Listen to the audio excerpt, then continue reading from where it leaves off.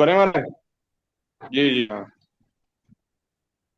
अब की बार दिल्ली आओ श्री तो एक दो वृंदावन घूम बिहारी जाना हमारे। लाल की जय। जय। जय जय श्री देश। सत सत श्रीमते रामचंद्राय नमः। ओम नमः परमहंसास्वादित चरण कमल चिन्म करंदाय भक्त जनमानस निवासाय श्री रामचंद्राय कृष्णाय वासुदेवाय हरे परमात्मने प्रणतक्लेशनाशाय गोविन्दाय नमो नमः। सीतानाथ समारंभां श्रीआनन्दार्यमध्यमाम् अस्मदाचार्यपर्यन्तां वन्दे गुरुपरम्पराम्। श्रीप्रह्लाद नारद पराशर पुण्डरीक व्यासाम्बरीश शुकशौनक भीष्मदाल्भ्यान् रुक्माङ्गदार्जुन वसिष्ठ विभीषणादीन् पुण्यानिमान् परम भागवतान् नमामि। चार जुगन में भक्त जे तिनके पद की धूरी सर्वसुर राखो मेरी जीवन मूल।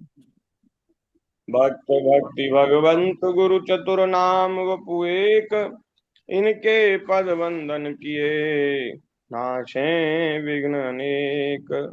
श्री राम जय राम जय जय राम। श्री राम जय राम जय जय राम। गाइए श्री सभी। राम जय राम जय जय राम। श्री राम जय जय राम राम जय जय जय जय राम। राम। श्री राम जय राम जय जय राम। श्री राम जय राम जय राम। श्री श्री राम राम जय जय राम राम जय जय जय जय राम। राम। श्री श्री राम राम जय जय राम राम जय जय जय जय राम। राम। सीताराम जय सीताराम। सीताराम जय सीताराम। सीताराम जय सीताराम जय सीताराम। सीताराम। सीताराम सीताराम जय जय सीताराम। सीताराम। राधे श्याम जय राधे श्याम। राधे श्याम जय राधे श्याम। राधे श्याम जय राधे श्याम। राधे श्याम जय राधे श्याम। जय जय श्यामा जय जय श्याम। जय जय श्री वृंदावन। जय जय श्यामा जय जय जय जय श्याम। श्याम जय जय जय श्री श्री वृंदावन। वृंदावन। जय जय श्री ब्रजमंडल धाम। जय जय जय श्री श्री ब्रजमंडल मंगल धाम। दाम। श्री राम जय राम जय जय श्री राम जय राम राम जय जय राम। जय राम। बोलिए श्री सीतारामचंद्र भगवान की जय। जय श्री वृंदावन बिहारी लाल की जय। जय श्रीमद्भागवत महापुराण की जय। जय श्री विजय की जय। जय श्री सद्गुरुदेव भगवान की जय। जय सब संत हरि भक्तन की जय। जय जगत जननी पूज्या गौ माता की जय। जय जय जय श्री राधे श्याम। राधे जय जय श्याम। श्री सीताराम। जय हर हर महादेव। शम महादेव की जय। नारायण नारायण नारायण।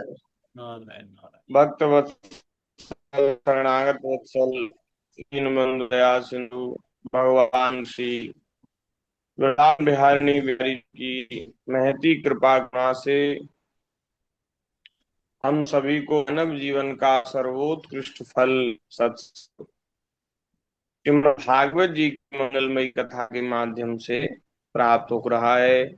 भागवत जी की चर्चा चल रही है एकादश स्कंद में। आज हम लोग 18वें अध्याय की चर्चा श्रवण करेंगे।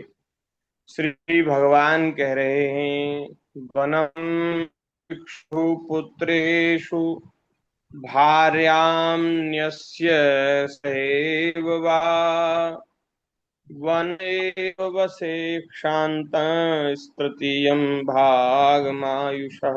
हे प्रियोद्धव, यदि गृहस्थ मनुष्य वानप्रस्थ आश्रम में जाना चाहे तो अपनी पत्नी को पुत्रों के हाथ सौंप दे, अथवा पत्नी अगर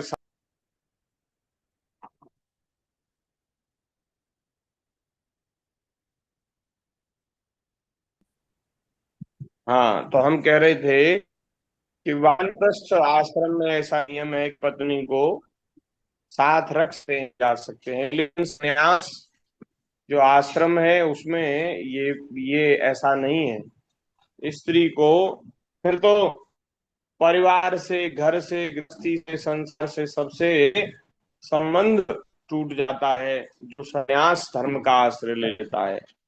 लेकिन वानप्रस्थी जो है वो अपनी स्त्री को अपने साथ रख सकते हैं और वे वन के पवित्र कंदमूल, फल और और वस्त्रों की जगह वृक्षों की छाल पहन करके अपना शरीर निर्वाह करें। केश, रोए, नख और दाढ़ी, मूछ, ये शरीर के मल को हटावे नहीं। दातुन न करे, जल में घुसकर त्रिकाल स्नान करे और धरती पर ही पड़ा रहे। ग्रीष्म ऋतु में पंचाग्नि तपे, वर्षा ऋतु में खुले मैदान में रहकर वर्षा की बौछार सहे, जाड़े के दिनों में गले तक जले। इस प्रकार घोर तपस्या में जीवन व्यतीत करे। कंद मूलों को केवल आग में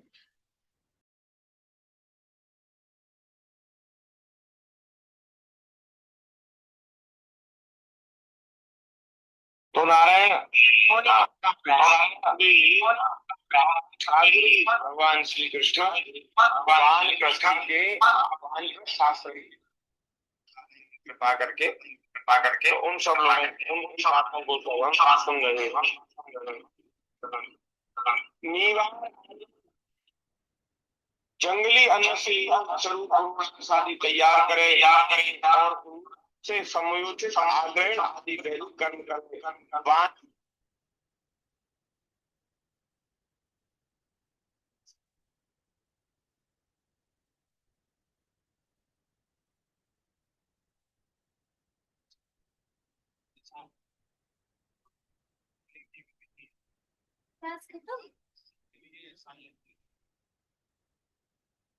भगवान की जय। जय हम निवेदन कर रहे थे कि इतने कठिन नियम है वानप्रस्थ आश्रम के, कि वो आज के कलयुगी हम जैसे मनुष्यों से बन पाना उनका बड़ा कठिन है, ऐसे नियम है।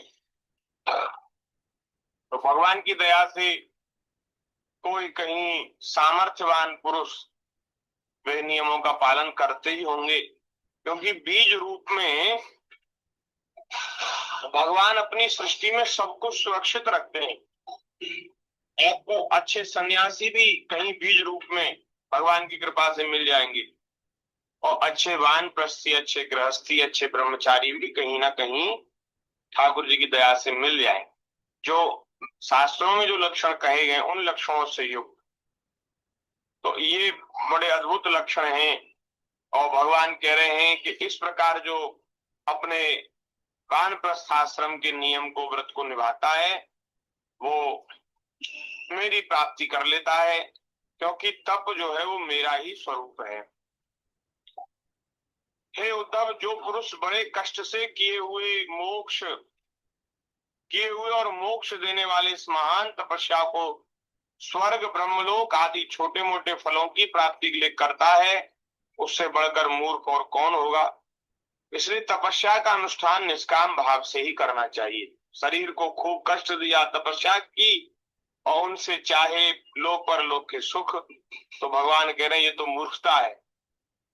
भगवान की प्राप्ति के लिए, भगवान की प्रसन्नता के लिए ही तपस्या का अनुष्ठान करना चाहिए। वानप्रस्थी जब अपने आश्रमोचित नियमों का पालन करने में समर्थ हो जाए, बुढ़ापे के कारण उसका शरीर कांपने लगे, तब महाराज, तब यदि उसकी बात यह समझ में आ जाए कि कामिक कर्मों से उनके फलस्वरूप जो लोग प्राप्त होते हैं वे नरकों के समान हैं और दुखपूर्ण हैं, मन में लोक परलोक से पूरा वैराग्य हो जाए, तो विधि पूर्वक यज्ञाग्नियों का परित्याग करके संन्यास ले ले।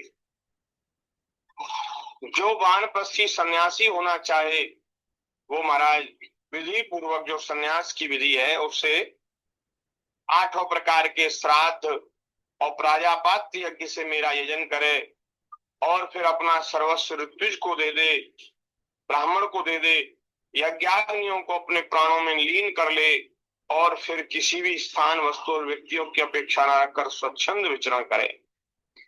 जब ब्राह्मण संन्यास लेने लगता है, भगवान कह रहे उद्धव जी, जब ब्राह्मण संन्यास लेने लगता है तब देवता लोग उसके सगे संबंधी का रूप धारण करके उसके संन्यास ग्रहण में विघ्न डालते हैं। घर घर घर परिवार के लोग रोकते हैं, तो ये देवता ही मानो विघ्न करते हैं। वे सोचते हैं कि अरे यह तो हम लोगों की अवहेलना कर, हम लोगों को लांघ कर परमात्मा को प्राप्त होने जा रहा है। संन्यास की ऐसी महिमा है कि देवता भी उससे ईर्ष्या करने लगते हैं। देवता सोचते हैं कि अरे हम तो स्वर्ग के भोगों में ही लगे रहेंगे, लेकिन यह भाग्यशाली जीव अब भगवान को प्राप्त कर लेगा, और उनसे ये सहन नहीं होता, तो वे विघ्न करते हैं। यदि सन्यासी वस्त्र धारण करे तो केवल लंगोटी लगा ले, और अधिक से अधिक उसके ऊपर एक ऐसा छोटा सा टुकड़ा लपेट ले जिसमें लंगोटी ढक जाए, साफ ही कुछ लपेट ले, तथा आश्रमोचित दंड और कमंडलों के अतिरिक्त और कोई भी वस्तु अपने पास न रखे। नेत्रों से धरती देखकर पैर रखे, कपड़े से छान कर जल पिए, मुंह से प्रत्येक बात सत्य ही निकाले, सत्य वचन ही बोले, और शरीर से जितने भी काम करे बुद्धि पूर्वक सोच विचार कर ही करे। वाणी के लिए मौन, शरीर के लिए निश्चेष्ट स्थिति और मन के लिए प्राणायाम दंड है। जिसके पास ये तीनों दंड नहीं है वह केवल शरीर पर बांस के दंड धारण करने से दंडी स्वामी नहीं हो जाता।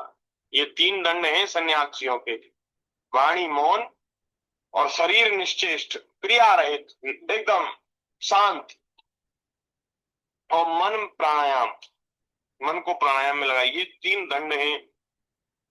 सन्यासी को चाहिए कि जाति च्युत और गोघाती आदि पत्तों को छोड़कर चारों वर्णों की भिक्षा ले। केवल अनिश्चित 7 घरों से जितना मिल जाए उतने से ही संतोष कर ले। इस प्रकार भिक्षा लेकर बस्ती के बाहर जलाशय पर जाए, वहां जल के द्वारा भिक्षा को पवित्र करे, और फिर महाराज फिर उस भिक्षा में से भी अतिथि, कोई अतिथि आ जाए, कोई साधु आ जाए, उसको भी भाग दे। और कोई भूखा, कोई वैसा जीव आ जाए, पशु पक्षी भी आ जाए, तो उसको भी भाग दे। और जो बचा रहे उसको मौन होकर खा ले। और दूसरे समय के लिए बचा कर न रखे, और ना ही अधिक मांग कर खिलावे।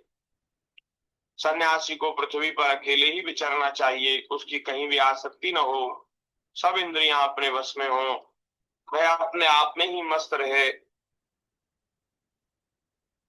आत्म प्रेम में ही तन में रहे, प्रतिकूल से प्रतिकूल परिस्थितियों में भी धैर्य रखे, और सर्वत्र समान रूप से परमात्मा का अनुभव करता रहे।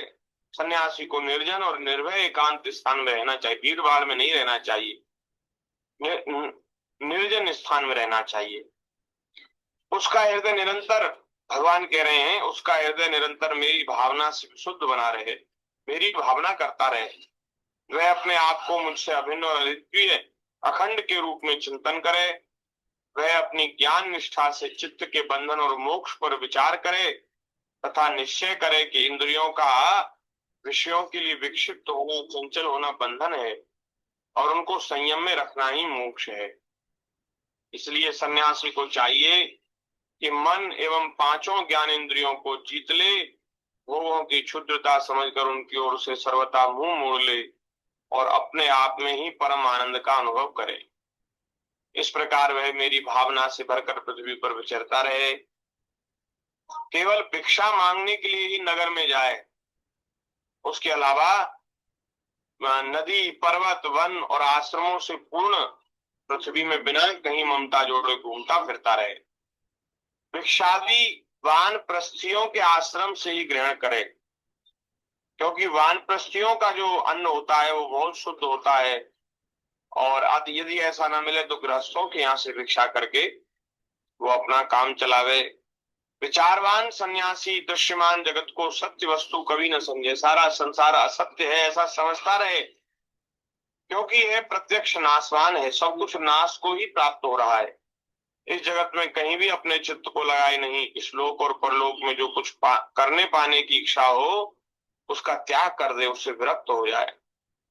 सन्यासी विचार करे कि आत्मा में जो मन, वाणी और प्राणों का संघात रूप यह जगत है, वह सारा का सारा माया ही है। इस विचार के द्वारा इसका बाध करके अपने स्वरूप में स्थित हो जाए और कभी उसका स्मरण न करे।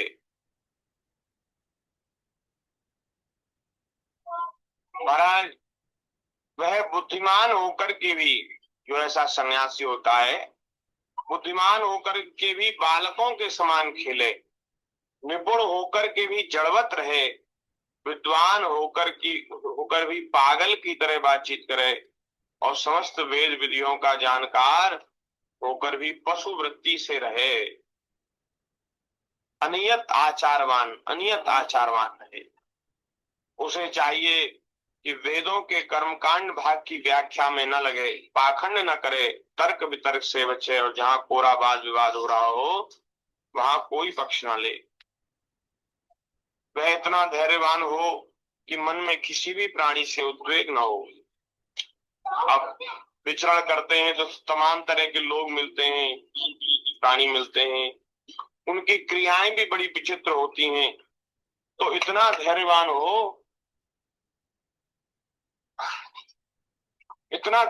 हो कि महाराज किसी भी प्राणी की क्रिया से उद्वेग न हो,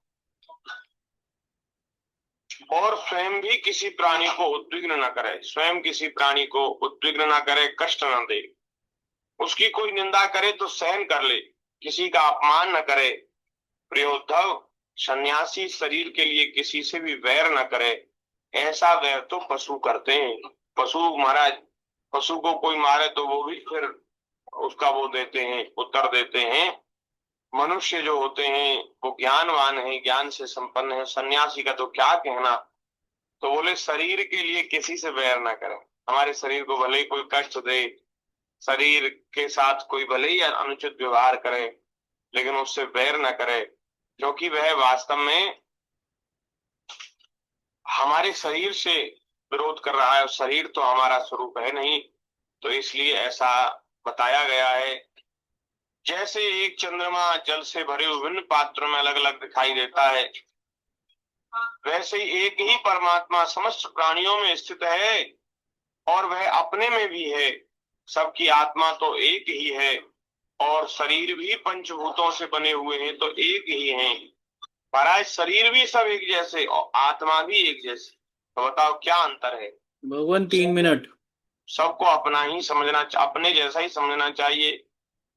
यदि सन्यासी को किसी दिन समय पर भोजन न मिले तो उसे दुखी नहीं होना चाहिए, और यदि बराबर मिलता रहे तो हर्षित नहीं होना चाहिए। उसे चाहिए कि वे धैर्य रखे, मन में हर्ष और विषाद दोनों प्रकार के विकार न आने दे, क्योंकि भोजन मिलना और न मिलना ये दोनों प्रारब्ध के अधीन हैं।